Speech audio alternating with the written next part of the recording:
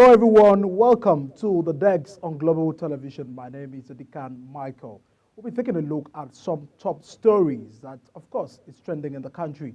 I don't forget that yesterday the president signed the student loan giving access to higher education acts bill for 2024 into law.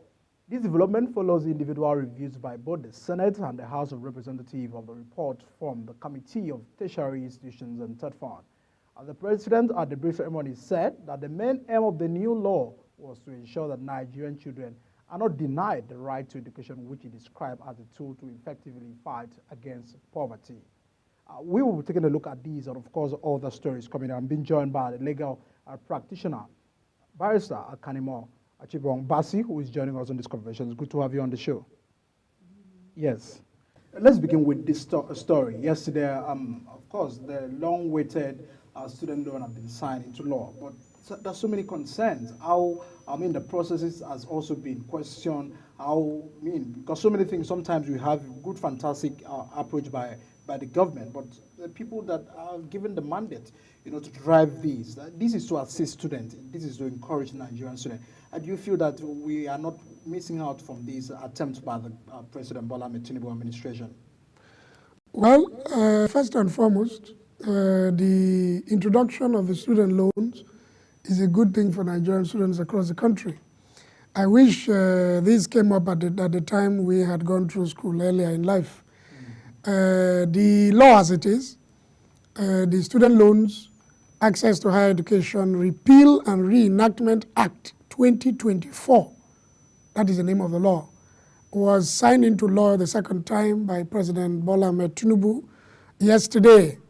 And the major high point of this new law is that it has received inputs from both chambers of the National Assembly, the Senate and House of Reps. The only problem I have with, let me not put it with the law, with the approach to the introduction of the student loans was government was too much in a hurry to have announced it without allowing it go through the due process of consultations and inputs from the legislature, consultations and briefings from across all stakeholders in the country, which is what has just taken place. But be it as it may, I thank the president for putting pressure on his team to ensure that this law has been finally passed and assented into law by himself. So this is good for Nigerian students. If you look at that law closely, a few key highlights stand out. One, any student who has admission in any Nigerian university or tertiary institution is eligible to apply for loan to offset fees. And payment for these loans will be taken from the students' earnings over many years. This is good for Nigeria. It's long overdue. It's something that ought to have come up earlier than now. All right. We are being joined by Sochuma Peters, Executive Director of Both Youth Network, who is joining us from Lagos, just to add our voices to the conversation that we're having today. Good to have you, Sochuma Peters, if you can hear me. Yeah, thank you very much. I can hear you loud and clear. All right. You've been an advocate of education. Of course, several times we've had you on the program. You are always advocating for government to prioritize education. Now that the president has signed the bill into law, what is your expectation? What do you feel that this is a welcome development from your end in addressing the issues of education crisis that we are having? Yes. Thank you very much. It's actually a welcome development. Am I audible? Can you hear me? Yes, we can hear you. Yeah, it's actually a welcome development. It is long overdue. Just like Mr. Bassi said, it is long overdue. It is something that should have happened before now. But more importantly is the process of carrying out the activities that are involved in disbursing these loans. We have known time and over time that corrupt entities, usually take precedence in issues like this, and it's very, very important that we disburse this fund with utmost transparency, with as much as we can accountability. The student loan, with what I know, has just a meager 5 billion naira that was apportioned to it, if I'm correct, 5 billion naira. I think it is actually nothing to write home about. Signing the bill into law, it's one thing, but the amount being apportioned for this student loan is another thing. How can you explain that you apportion 5 billion naira for student loans, something that will have generational impact, something that will have generational returns for the nation? You have 5 billion naira for it, and you are, amassing a whole 90 billion naira for the Hajj. I'm not against, we trying to help out our Muslim brothers to, do their, religious right. I'm not against that, but we need to start putting square pegs in square holes, round pegs in round holes. We need to start majoring on the majors and minoring on the minor. Let's stop minoring on the majors. It's very, very important. So we can do better with respect to the amount being. All right. Of course, you're on the approach of trying to see how we can unravel some of the mysteries in order for us to get this education properly. But there is a report released by UBEC who says that primary school is in crisis as so many teachers, so many classrooms are left with no teachers. This has been the alarming, of course, of shortage of teachers in the public primary school system, highlighted, of course, by the Universal Basic Education Commission, which gives room for well a lot more of neighbors of concern. According to the 2022-2023 UBEC National Report, there's a shortage of 194,876 teachers in public primary school. Back to you, Barrister Kanimon. This is the fact that the president has made move in higher education. But if we go back to the grassroots, the basis of education has to be the fact that primary school has to be paid attention to, because this is where every grown-up man, the process of every grown-up man. And now that we're having 194,876 teachers out of primary school classes, don't you feel that it has a ripple effect on even the effort that government will keep on doing? Even with the student loan that we're having. Well, a popular philosopher has once said, one day at a time. I want to believe that government now knows that it ought to declare a state of emergency in the education sector. And rightly so, because education in Nigeria is at the primary level, at the secondary level, at the tertiary level. Now, government has enacted the Student Loans Access to Higher Education Repeal and Reenactment Act 2024 to cater for the higher level students, provide access to funds for people who have admissions into tertiary institutions to go through the education without having to drop out. But that is just for students. What about students at the secondary level? What about students at the primary level? Now, the UBEC report mentioned that the primary school system is in shambles and calls for concern because there is an alarming shortage of primary school teachers. So that takes us back to where we are, where we've been before. What is happening to our educational system? All these graduates coming out from colleges of education and teaching institutes, where are they going? Where are they being posted to? Many states of the Federation struggle with paying gratuities and pension of primary school teachers. And we forget that education itself, the real bedrock of education, begins from the cradle, the primary school. Government must take it as a matter of urgent national importance to invest in the primary education of its citizens. Yes, thank God we have a lot of nursery schools, elite school coming up. Parents who are able to afford the education of their children from those schools are fine. What about the primary school system? So what I expect to see government do is to declare total state of emergency across all the levels of education. All right. That is the approach of Barrister Akademo. There is a need for that approach by government to see how they can salvage the current crisis in the educational sector, from the primary to secondary and now the higher institutions. Back to you, Sotuma. Nigeria has over 20 million out-of-school children as we speak now, which is the second largest in the world behind the index of UNESCO. So this is quite a disturbing figures when we keep on having, that the school premises, windows, roofs have been blown out by some element, forcing people to learn under harsh conditions. And many teachers are not even, we don't even have the many teachers in the classrooms, and many teachers are retiring, and young and qualified persons are not even, given the opportunity in the teaching profession. And do you feel that we are lacking personnel to do the job? Or do you feel that there's a more to what needs to be done? Because sometimes we find out the fact that some teachers are not even qualified. What are the hiring processes of this? Why else are we still having issues, even when we are having a lot of graduates from, as Bryson already mentioned, College of Education, all of that educational, department and faculties that we have in the higher institution, training our students to become good teachers. Are we lacking them? Yes, obviously, with the numbers that we have, with the numbers that you just read out. Can you hear me? Yes, go ahead. Am I audible? Yes.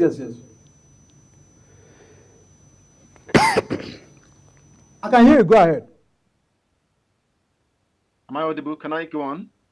Please go ahead, Shotima, if you can hear me. All right, I feel we are having some network glitch from his okay, from his yeah. With the number you just read out, you know that there is a huge deficit of people. Yeah. With the numbers you just read out, you know that there's a huge deficit, in the number of teachers that we need to fill up this gap.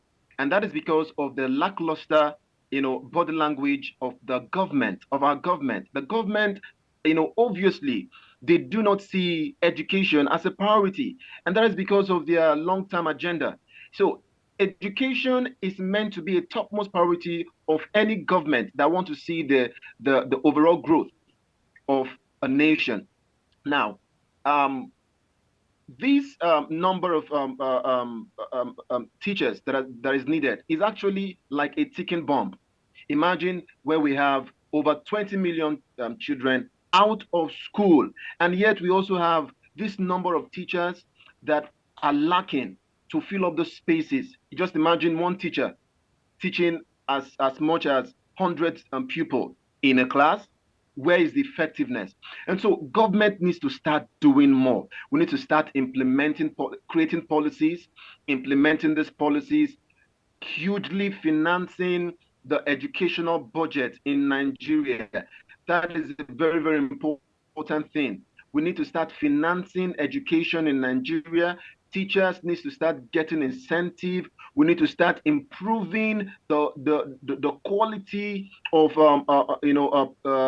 personnel by training our teachers. Also start improving the environment, the resources, the infrastructure that would help our learning environment to be improved. So these are very, very important things that the government needs to do. And until we start implementing these very, very minute but important factors, we are still a very, very far away, from getting the results that we need as a nation. All right, many thanks, Shotima Peters, who is the Executive Director of Bold Youth Network. Many thanks for joining us on the conversation today on the decks. We do hope to see you again. Many thanks. All right, let's get over to another issue that we're having. In Edo State, there's a move to impeach the deputy governor. This move, even the House of Assembly of the Edo State set up a 7-man panel, which by the Chief Justice Daniel, to investigate the allegations of gross misconduct leveled against the State Deputy Governor Philip Shaibu on Thursday, fixed on Friday, April 2024, for final adjournment for the Deputy Governor to defend himself. The panel took the decision when it resumed the sitting today, and the Deputy Governor and his councils were absent. Back to you, Barrister. There is a crisis in Edo State. A Deputy Governor, a very supportive, so many people are saying a very supportive Deputy Governor, having, some of the issues that he's having with his boss, the governor. Do you feel that the weight of allegations against the Deputy Governor can really stand and to get him impeached? Well, let's look at it from two different perspectives, the legal and the political undertones. First and foremost, this is not new in Nigeria. When we approach election seasons and interests are being realigned, you have, if the governor falls out with the deputy governor, his nearest tool or hammer or gravel is impeachment. Now, the one in Edo State particularly has political undertones. Otherwise, why would the House of Assembly suddenly wake up to realize that the deputy governor that has served 8 years had committed infractions and leaked government secrets? But let's leave that to the courts to decide. The legal implication is a governor or his deputy can only be impeached in Nigeria by laid down procedures in Section 188 of the Nigerian Constitution, 1999, as amended. And Section 188 of the 1999 Constitution sets out clear procedures on how the governor or his deputy must be impeached. Step one is that a notice of impeachment must be served on the Speaker of the State House of Assembly and signed by at least 1/3 majority of the members of the House of Assembly, detailing actions or omission or conduct of either the governor or the deputy governor said to have committed such misconduct. And within 7 to 14 days, the Speaker of the House of Assembly must serve the governor or the deputy with notice of that impeachment. And that notice is to enable the governor or his deputy to defend himself. Within another 7 days, the Speaker of the House of Assembly must pass a motion, adopt it, and direct the Chief Judge of the state to set up a panel made up of men of integrity, in quote. And but they must not be members of the public service, the legislature, or any political party to look at this allegation. So the Constitution on its own has already provided stringent conditions, stringent procedures that does not just make it easy for anybody to just wake up and impeach the governor or deputy, because it is millions of votes that took that person there. And so maybe mere political quarrel is not enough to have you removed. But the problem has not always even been the process itself. It is the process leading up to the impeachment. In recent Supreme Court authorities and recent decisions of the court, we have seen that process being challenged, the legality of the processes leading up. Because many of these impeachment actions are being taken in a hurry. Somebody's in a hurry to lay off someone and let him clear the road, like we are seeing in Edo State. The Deputy Governor, Philip Shoabi, is a comrade and has been one of the most active deputy governors in the country. Give him credit. So are they just realizing that he leaked government secrets? Or are the secrets he has leaked have become tantamount to gross misconduct in the dying days of the administration? So these are political interviews, but they can only succeed if and only if they follow due process. Now, what has played out at the panel set up by the Chief Judge is that the Deputy Governor had run to Abuja, gotten an interlocutory injunction, restraining all parties from doing anything and maintaining status quo until the determination of that motion at the Federal High Court. And the Federal High Court had fixed March 8 or April 8 to hear that motion. Now, what the Deputy Governor is telling that panel is, to go ahead with your sitting will amount to fait accompli. Fait accompli means helplessness on the court. The court has given an order. All parties maintain status quo. Let us look into this matter. But that is one leg. Question now arises, is the Federal High Court competent enough? Does it have the jurisdiction? The Federal High Court in Abuja, does it have the jurisdiction to issue an interlocutory injunction to stop a constitutional process from ongoing? That is a legal question. The other hand, the chairman of that panel says, look, we are covered by section, by the section of the Constitution that empowers it to sit, and that by the provisions of the Constitution, its sitting ought not to be questioned by any court of law. So what we will see thrown out is barely a legal process. The court has to reinvent itself because many politicians have bastardized the court system. The question now remains, is the chairman of that panel set up to impeach, to look at the allegations of impeachment?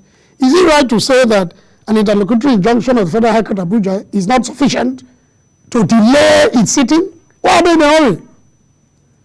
Why are they in a hurry? Because it leads to lawlessness. If a court, a competent court of jurisdiction, sitting in Abuja, not in Benin anyway, because it ought to have even been in Benin, territorial jurisdiction. If that court says all parties wait, why are they in a hurry? And the Deputy Governor, you running to the Federal High Court to look, are you very sure that the Constitution allows, I'm not sure the Constitution allows that interference in that process. The only way the court can come in is to look at whether or not it followed the due process laid down by the Constitution. And I've enumerated the process to you. Now when that panel sits, the next step will be, if that panel finds anything wrong, then it will transmit its report to the House of Assembly, who will deliberate on it and then move a motion. Once that motion is adopted, that person is impeached. So that is what I feel the deputy governor is afraid. But let's see how let's see what happens in the coming days. We also perceive from reports that the deputy governor Philip Shaibu is also lacking confidence on the panel, and now this also brought to the fact that judiciary is always on the picture. What if a reports that the panel will give was it that the chairman of the panel is is one of your products, and the moment where people keep on lacking confidence on the judiciary, don't you feel that it has, a ripple effect on Nigerians following the process? Because Adipin, the deputy governor, is very confident in the fact that the panel set up are independent, are devoid of some political moves and sentiment. I feel they wouldn't have been need for him to be running helter-skelter. That is the fear. The fear of politicians is they will always find crisis of confidence. They will always lack confidence in anybody set up where they don't have control. However, that is not the issue. Is there any other thing that would have been done? Yes, and it also, his attempt to lay this crisis of confidence impugns the integrity of the members of that panel. However, we are in Nigeria, and we know that the governor handpicks most of these people. So you cannot question his fears. That's why he has run to the court for protection. Because ordinarily, why are they in a hurry? Their tenure is already spanning out. So what's the hurry for? If not to completely exclude him from the election process. But that is not to say that the Deputy Governor, Philip Shaibu, as it were, has the authority to challenge the integrity of members of that panel without it turning into report and without it being heard. What they are offering to him is fair hearing. Come and state your own side. So the situation I see there is Philip Shaibu has his hands a little soiled. He belongs to that same system that has been oppressing other people. And so this is just like Nemesis catching up with you. So you are afraid. You say you don't have confidence in that system. At what point did you lose confidence in that same system you've been with for 8 years? But honestly speaking, I'd like to acknowledge, the deputy governor knows his days are numbered, actually. But what I know he has as his right, which cannot be taken away from him, is his right to question this process in a court of competent jurisdiction. That's exactly what's playing out. All right, we'll go on a quick break right now. Once we return, we'll be taking a look at what is happening in Edo State. Don't go away.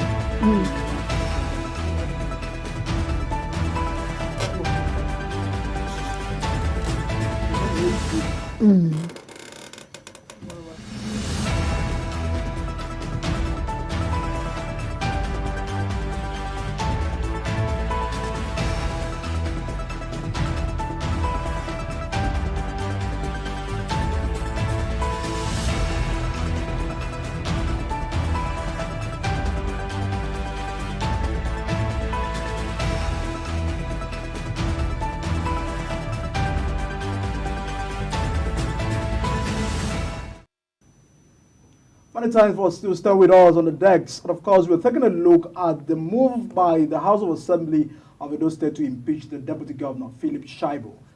What is the situation in the panel, the 7-man panel that has been set up? I've also called on the Deputy Governor to appear, giving him the last chance for him to appear before the panel. But there are more stories to unravel on that issues. Back to you with my guest, Barrister Akanimo. Now, take a look at the fact that so many times Nigerians are always the one, always feeling the heat of all of this. Sometimes we've had issues of, governors and deputy governors fighting, and sometimes it happens that issue of godfatherism is always having a play in all of this. Our institutions are not independent. The moment where office of the deputy governor, I understand is the joint ticket of the party to have the governor and the deputy governor. But you understand that there was a time where the governor even sent the deputy governor indirectly out of the government house and all of that issues, which was causing problem and crisis. So do you feel that issues of godfatherism in government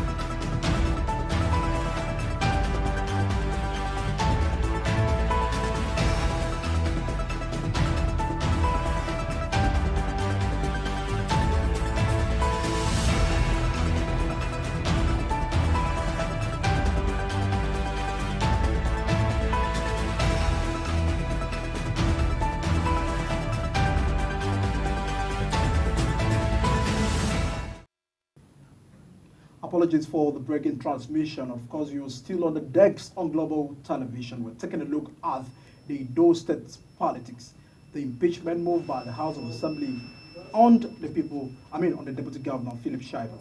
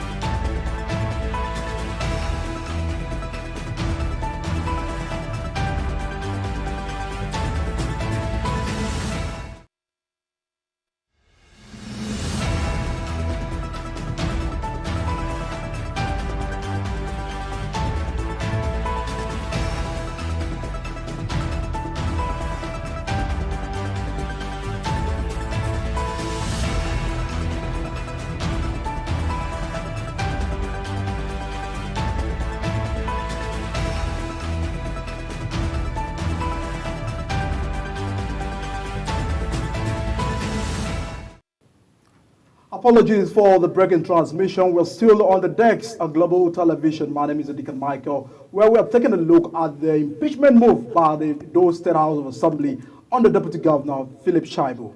Barrister, you've actually unraveled some of these incidences built up, for the impeachment, and even at the panel that you've also mentioned, because as I said earlier, sometimes it feels that the Deputy Governor is lacking confidence on the panel that has been set up. But what are the lessons we must learn about this? I mean, when you take a look at Nigeria, we've been having occurrences of governors having issues with the Deputy Governor and all of that, even some governors having issues with their successors and all of this plan. Do you feel that this is helping us to build a democracy? I mean, offices has to be independent, checks and balances, and not the House of Assembly trying to do what the governor wants them to do. Where there stands chances of checks and balances in government? Unfortunately, in Nigeria, politics is being practiced with the highest level of debt. And so it is very easy for people to wake up and throw tantrums, and citizens will just join them. But nowadays, people are becoming more and more conscious.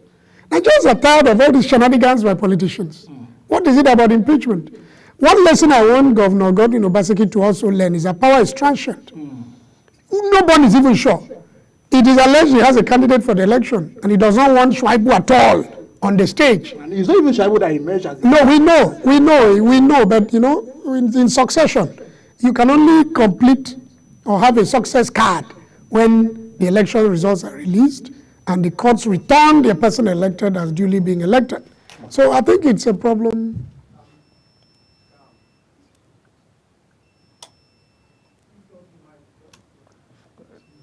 So I think it's a problem.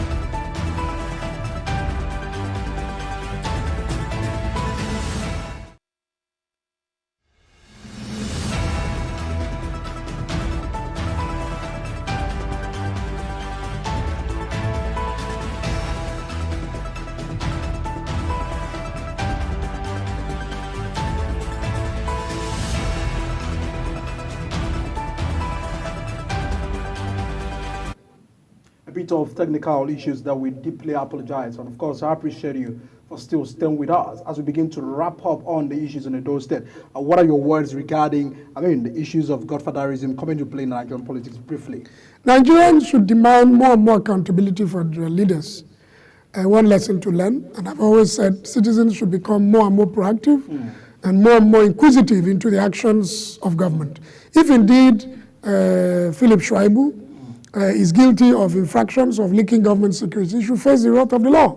That means that is his own cup of cake. For he's guilty by association. But also for the outgoing governor. Power is transient. It is not one thing to withhold the deputy governor and keep harassing him around. Your own day of show is coming. And so that's the lesson we can learn. Otherwise, Nigeria are not interested in whatever they are doing there. Philip Shaibu has the right to challenge the process in a court of competent jurisdiction. But to stop what is ongoing, I doubt. I think he already knows his days are numbered. All right, many times, Barrister Kanemo, a legal practitioner, and of course, adding voice to the conversations that we're having today on the decks. We do hope to see you again, for this purpose of discussion. Many times we'll go on a quick break right now. Once we return, we'll be taking a look at the fact that the Federal High Court has adjourned suit against the Binance executive till April 18. What is more to these stories? We'll take a look at that after this break. Stay with us.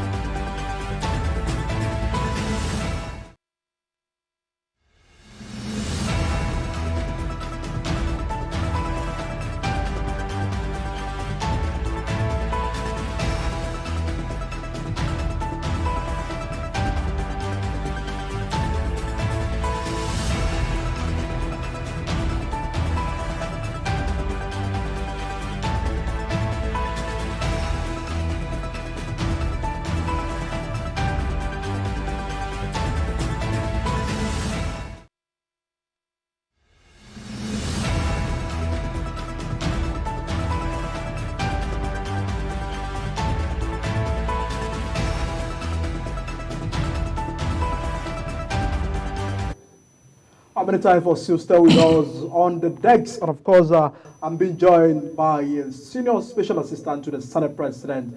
Of course, who is joining us. I'm talking of Prince Great Owo joining us on the decks to review some of the stories. Good to have you join us on the show. Thank you very much. Yes. We are seeing that Naira is gaining some strength in the parallel market. And do you feel that this is an effort so far made by the CBN in getting Naira back to gaining some weight?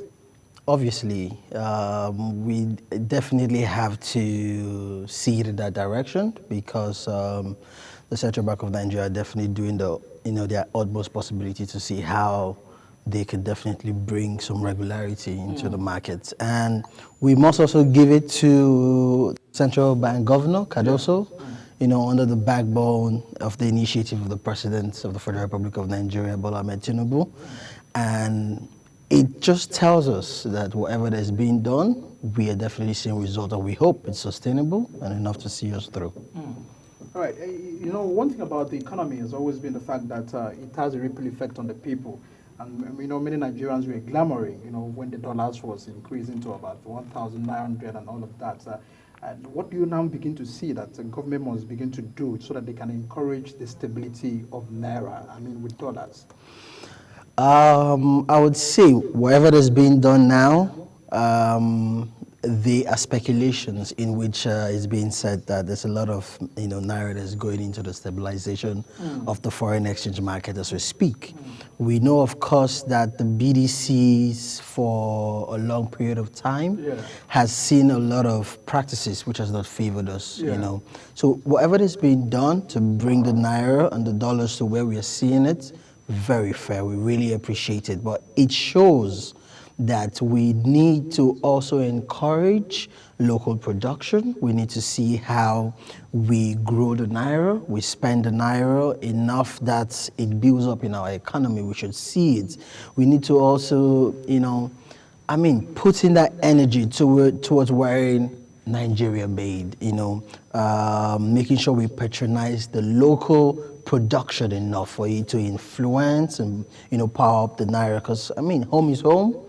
Naira is ours. We shouldn't be purchasing so much on the dollars. We should actually boost on local production enough for it to be able to take us to where we want to see our naira. Very, very fantastic. I'll just get to tip in. You are, of course, working directly with the Senate President, so it means that you are all part of the team of this government to making Nigeria work. A lot of expectations are on the government of the government of Bola Ahmed Tinubu. Do you feel that the presidency is doing enough? He's getting ready, or even the Senate president. What are the collaborations so far in getting Nigeria to where we are? Because things are unarguably hard. Nigerians go to the market, common Nigerian is struggling to buy these, get these, and all of that. So sometimes the people only want to have a good feel of what government means, what means for them to have government. Some policies that they brought, like the subsidy removal, has given ripple effect to all of this. So what are the package? What do you feel, what are the message there in collaboration to get a better life for Nigerians and for economy to get stable? Well, I would say there's definitely good collaboration among the legislatives, the National Assembly, the executive, which is the president, in order to see how they can ease the people. The president, Bola Ahmed Tinubu, GCFR, in his inaugural speech said he's hitting the ground running. We can see that. It's going to be a lot of hard times, but we have to pass through the fire for us to see what is on the other side that would give us gloom, blossom. And I feel like it is very evident in as much as there are speculations regarding the Senate or the National Assembly in regards with the working relationship with the presidency, with the executive. But this is what is necessary for us to be able to, put the nation up front. Head on, to be able to get results that will take us out of there's so much mess that has been on the ground. Government is a continuum, and the president said something over the weekend or towards the Easter period. I think I saw that in a report or an interview or a report, I would say. He said he doesn't blame. He doesn't play the blame game. He's not pushing blame to He's anybody. not pushing blame to anybody. And that is the position that we are in. That is the position we should use to push forward. The blame game is over. Let us see how the National Assembly can come in together with the presidency, hit the ground running, bring about policies that is going to ease the people. Every ordinary Nigerian like you and myself are suffering. We go to the market, we know what the cost of gari, rice, and all these items are. I would say something. We as Nigerians need to be patriotic. We need to be able to see how we can also come in front and make sure that these policies and these agendas that are being taken to ease the people, we see the benefits of it. Taking it down to the line, wherever that is there, wherever that the market people, wherever we find ourselves, let us see how to make sure that these policies from the government are easing the people and giving them a better life. All right.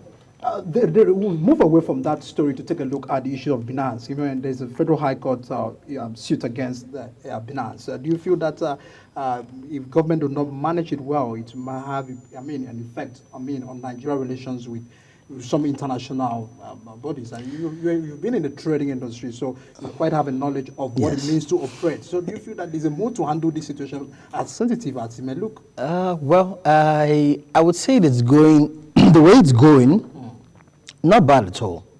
Fine. Yes. If we check on the reports, the founder of Binance, who is CZ, was recently just charged for anti-money laundering, terrorism, and all that from the SEC in the United States of America. If the United States of America can call to order a centralized exchange as Binance, I don't see why the Nigerian government shouldn't do the same thing.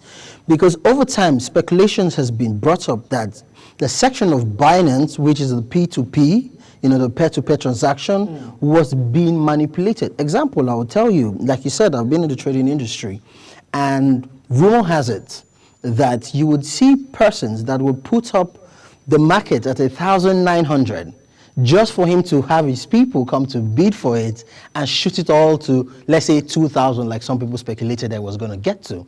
These are things that must be regulated. The digital economy is the future.